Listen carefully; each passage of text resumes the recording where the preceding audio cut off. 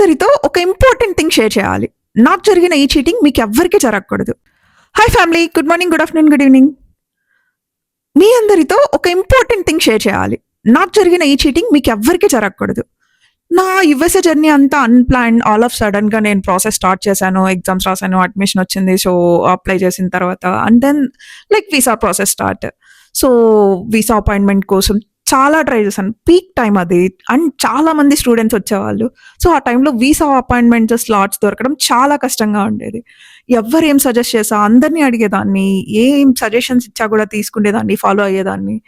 But still నాకు ఏ slot దొరకలేదు. ఆ ప్రాసెస్‌లో నేను లింక్డ్ఇన్‌లో ఒకళ్ళను రీచ్ అయ్యాను. వాళ్ళు వీసా ఏజెంట్ అని కాకుండా like directly he is working from visa office అన్నట్లు తన ప్రొఫైల్ ఉండే. సో, తనని రీచ్ అయ్యాను. తనేం చెప్పాడంటే నేను డైరెక్ట్‌గా స్లాట్ ఇప్పిస్తాను. ఈవెన్ వీసా కూడా రిజెక్ట్ అవ్వకుండా నేను ఇంటర్నల్లీ మొత్తం మేనేజ్ చేస్తాను. సో, అని he is charging something but yeah! He promised that.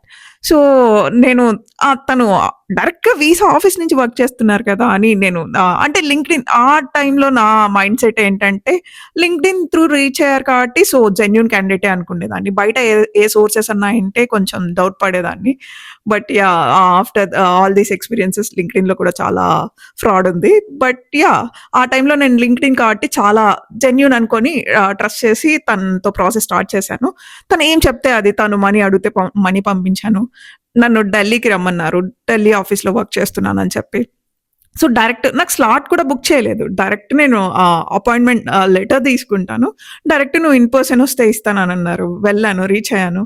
So, వెళ్ళిన తర్వాత ఇవాళ తన హెడ్ ఎవరో అపాయింట్‌మెంట్ ఇచ్చేవాళ్ళు రాలేదు, అబ్సెంట్ అన్నారు. అలా 4 డేస్ నాకు ఏదో ఒకటి చెప్తూనే ఉన్నారు కాల్స్‌లో. నేనేమో ఒక హోటల్ స్టే చేస్తున్నా.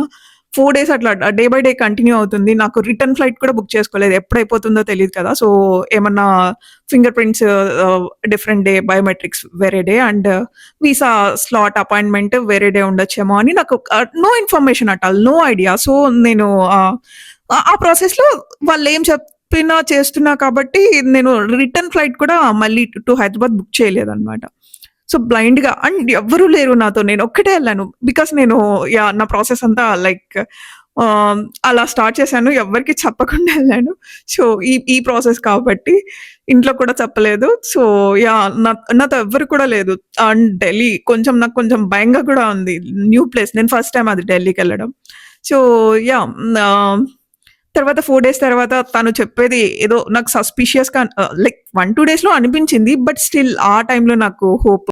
సో, నాకే ఆప్షన్ లేదు కాబట్టి తనేం చెప్పా కూడా నాకు సస్పిషియస్‌గా అనిపిస్తున్నా కూడా సరే టైం తీసుకుంటున్నా, టైం ఇస్తున్నా తనకి. సో, 4 డేస్ చూసాను. బట్ న్యూ ప్లేస్‌లో నేను అన్‌ప్లాన్డ్‌గా వెళ్ళి డేస్ అండ్ డేస్ ఉండలేను కదా! సో, లెట్ ఇట్ బి అని చెప్పేసి నేను రిటర్న్ వచ్చేసాను. సో, రిటర్న్ వచ్చేసా కూడా తనకొక 3, 4 డేస్ నేను రిటర్న్ వచ్చానని కూడా చెప్పలేదు. అక్కడే ఉన్నానని చెప్పాను. సో, తను నిజంగానే అపాయింట్‌మెంట్ ఉందంటే అప్పుడు ఎళ్ళొచ్చని చెప్పి 3, 4 డేస్ కాస్త 1 వీక్ అయింది. సో, నాకు ఫ్రాడ్ అని అర్థమైంది. తనను ఫుల్ కోటింగ్ ఇచ్చాను. ఆఫ్‌కోర్స్ తన పిక్‌తో పాటి లింక్డ్ఇన్‌లో ఏదైతే ప్రొఫైల్ పిక్ ఉందో, ఆ పిక్‌తో పాటి లింక్డ్ఇన్‌లోనే పోస్ట్ చేశాను ఆ టైంలో. సో, వాటెవర్ అది డిఫరెంట్ స్టోరీ. బట్ మళ్ళీ తనే వచ్చి నాకు సారీ చెప్పి సో, అటు ఇటు అని రిక్వెస్ట్ చేసి మనీ రిటర్న్ ఇస్తా అన్నాడు. ఇస్తానని బార్గెయిన్ చేసి ఫైనల్లీ ఇవ్వలేదు. అది అలా అయిపోయింది. తర్వాత నేను యూఎస్‌కొచ్చాను. ఇంకా దాన్ని వదిలేసాను. అండ్ దెన్ నేను యూఎస్‌సిఐఎస్‌కి మెయిల్స్ చేసి ఇలా అంటే ఈ స్టోరీ చెప్పలేదు. సో, నేను చాలా ట్రై చేస్తున్నాను. నాకు అపాయింట్‌మెంట్స్ దొరకలేదని ఒక స్టోరీ బిల్డ్ చేసి ఒక స్టోరీ టెల్లింగ్ లాగా ఒక స్టోరీ చెప్తే ఎమర్జెన్సీ వీసా స్లాట్ నాకు దొరికింది. సో, దానివల్ల నేను మళ్ళీ ఈజీగా వీసా స్లాట్ బుక్ చేసుకోగలిగాను. అప్పుడు నేనే మొత్తం ప్రాసెస్ అంతా చూసుకున్నా. Everything went smooth. That was a different story. And ఇలా నాకు జరిగిన ఫ్రాడ్. అక్కడ నేను పోగొట్టుకుంది మనీ, నా టైమే. బట్ ఇలా ఎవరినో ట్రస్ట్ చేసి ఎక్కడికో వెళ్ళిపోయి ఏమైనా అవ్వచ్చు. సో, ఇలా మనీ అని కాదు, ఎవరిని పడితే వాళ్ళని ట్రస్ట్ చేసేటప్పుడు లింక్డ్ఇన్ కాబట్టి నేను జెన్యూన్ అనుకున్నాను. ఆ టైంలో నా మెచ్యూరిటీ అదే ఉండే. సో, ఎవరిని పడితే వాళ్ళని ట్రస్ట్ చేయడం ఇదొక్క ఇన్సిడెంటే కాదు. ఒక వీసా స్లాట్‌లోనే కాదు. ఎందులో అయినా ఎవరినన్నా ట్రస్ట్ చేసేటప్పుడు డబుల్ చెక్ చేసుకోండి. Coming to visa slots different types of frauds జరుగుతున్నాయి. కొందరైతే బాట్స్‌ని యూజ్ చేసి వీసా స్లాట్స్ ఓపెన్ అవ్వగానే మొత్తం స్టోరేజ్ చేసేసుకుంటారు. ఆర్టిఫిషియల్ ఇంటెలిజెన్స్ ద్వారా లైక్ టెంపరరీ స్టోరేజ్ చేసేస్తారు. ఆ స్లాట్స్ మళ్ళీ తర్వాత ఎక్కువ ప్రైస్‌కి సేల్ చేస్తారు. ఈ థర్డ్ పార్టీ ఏజెంట్స్. అది డిఫరెంట్ స్టోరీ. ఇంకా వాళ్ళ బిజినెసే అది. మనం దాన్నేం చేయలేం, ఆపలేం మన సైడ్ నుంచి. బట్ మనం మోసపోకుండా ఉండటానికి మన సైడ్ నుంచి మనం కొన్ని జాగ్రత్తలు తీసుకుంటే సరిపోతుంది. అండ్ ఫేక్ వెబ్‌సైట్స్ చాలా మంది ఫేక్ వెబ్‌సైట్స్ క్రియేట్ చేస్తారు. సేమ్ లైక్ యువసీఐఎస్ వెబ్‌సైట్ మనం స్లాట్ బుక్ చేసుకోవడానికి ఉన్నట్లే ఉంటుంది. సో, అలాంటి వెబ్‌సైట్స్ సేమ్ ఉన్నట్టుంటది. But double check the URL. So, minute difference ఉంటుంది. ఆ వెబ్‌సైట్‌లో మనం బుక్ చేస్తే వీసా స్లాట్ బుక్ అవుతుంది. మన ఈమెయిల్ ఐడీకి కన్ఫర్మేషన్ వస్తుంది. మనం పే చేస్తాం. Everything was okay. But that was not a original slot. Visa slot. మీరు ఆ టైంకి వెళ్తే మీకు అపాయింట్‌మెంటే ఉండదు. మీ నేమే అక్కడ ఉండదు. సో, అది ఒరిజినల్ కాదు. అండ్ కొందరేంటంటే ఇలా థర్డ్ పార్టీ ఏజెంట్స్ మనీ తీసుకొని మేము బుక్ చేస్తామని చెప్పి తర్వాత వాళ్ళు డిసపియర్ అవుతారు. వాళ్ళ డీటెయిల్స్ మనకేముండవు గదా! కాంటాక్ట్ నంబర్ తప్ప. ఏదో ఫేక్ నేమో, ఫేక్‌దేదో ఇస్తారు. నంబర్ కూడా కాంటాక్ట్ నంబర్ ఫేకే ఉండొచ్చు.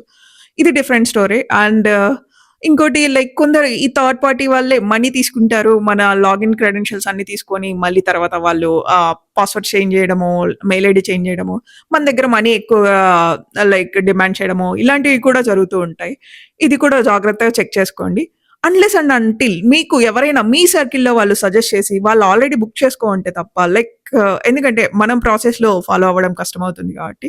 సో, ఇలాంటివేమన్నా చేసేటప్పుడు డబుల్ చెక్ చేసుకోండి. ఈవెన్ వెబ్‌సైట్‌లో మీరు బుక్ చేసేటప్పుడు కూడా ఇలా ఫేక్ వెబ్‌సైట్స్ కూడా ఉంటాయి కాబట్టి డబుల్ చెక్ చేసుకొని 1కి 2 సార్లు చెక్ చేసుకొని ప్రాసెస్ అవ్వండి. ప్రొసీడ్ అవ్వండి. అండ్ దెన్ ఈ థర్డ్ పార్టీతో ఉన్నప్పుడైతే మాత్రం ఎవరినైనా మీ సర్కిల్‌లో, మీ నెట్‌వర్క్‌లో ఉంటేనే వాళ్ళతో ప్రొసీడ్ అవ్వండి. So, take care and double check before you proceed further. ఈ వీడియో మీకు కొంచెమన్నా హెల్ప్‌ఫుల్ అయితే please share and subscribe. Thank you.